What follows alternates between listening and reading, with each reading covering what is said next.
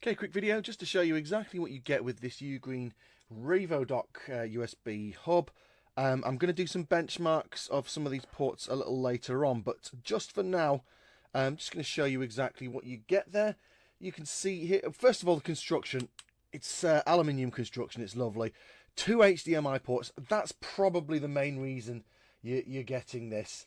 You get the dual HDMI display just there. I am going to just caveat that with, if you're a Windows user, that's great. You will be able to get 2 different displays out from here and extend your desktop across them both. If you're a Mac user, you're probably not going to be able to split the display. You'll only be able to clone the display. So this might not be the right hub for you if you're a Mac user. You've also got power delivery and USB-C there. It's a 5 gigabits a second USB-C data port. You've got 2 USB ports here as well. As far as I can tell, they're not labelled at all. That's a little bit of a... Oh, they are labelled on the bottom there. I was missing it. Yeah, they're labelled there 5 gigabits a second, but they're not colour blue, which they would normally be. Now, I think that's an aesthetic thing rather than anything else.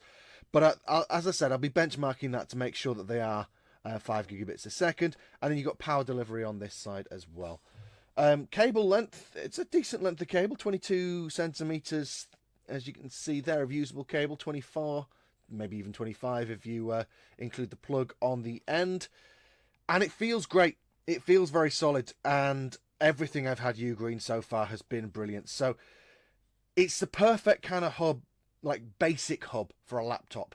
It's by a proper brand, it's well made, it's got your power delivery, USB ports for your keyboard, mouse, and data storage devices. Obviously, you don't need 5 gigabits a second for a keyboard or a mouse, but if you're planning to just dock your laptop with one plug there and connect it up to 2 monitors, you're probably going to end up with keyboard and mouse plugged in. Anyway, let me benchmark these, and I'll put the results in the written review, and I'll pop in a few screenshots of the testing as well so you know how it went.